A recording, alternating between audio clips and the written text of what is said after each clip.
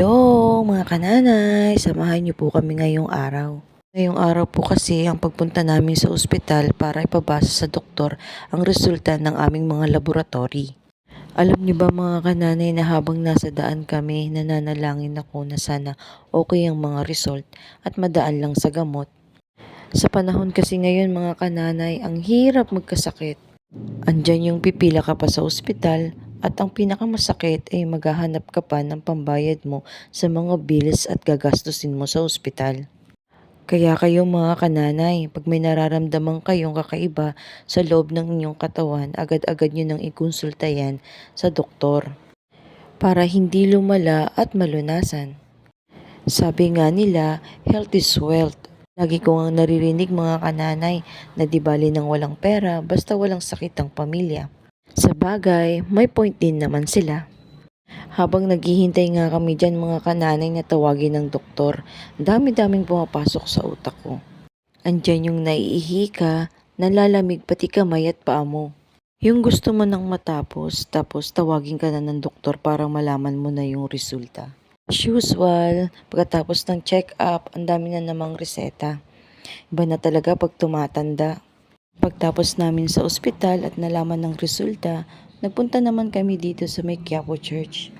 Naniniwala kasi ako na kahit batuhin ka man ng problema at pagsubok sa buhay, basta nananalig ka at nananalangin sa Panginoon, ang lahat ng yan ay mawawala.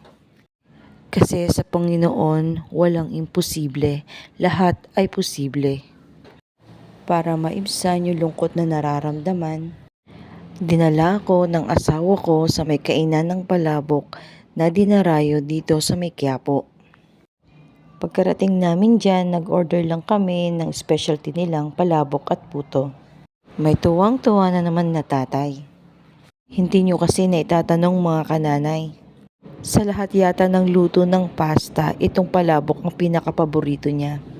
Pagkatapos namin kumain dyan, dumaan naman kami dito sa UST, isa ding dinarayong kainan. Kaya lang sayang mga sarado pa. Hapon pa daw kasi magbubukas ang kanilang mga stall at paninda. Hindi na rin kami nagtagal dyan kasi nagbabadya na yung ulan baka kami maabutan. Alam niyo ba mga kananay, laking pasalamat ko sa Panginoon kasi binigyan niya ako ng asawa na mapagmahal at laging nakasuporta. Hindi man perpekto ang pagsasamahan, basta ang mahalaga hindi nawawala ang pagmamahalan. Bili lang kami ng ulam dyan, wala na kasing time para magluto ng pananghalian. Tagalan lang kami sa pamimili dyan kasi paano ba naman ang daming putahe nasa inyong harapan. Yung para bang gusto mo lahat tikman. At nung nakapili at nakabili na kami, agad-agad na rin kaming umuwi. Hindi mo talaga maintindihan. Kanina, parang paulan at umaambon. Ngayon, ang init-init naman ng panahon. Pagkarating sa bahay, agad-agad naming hinanda ang pananghalian. Bumili lang kami dyan ng kare-kare.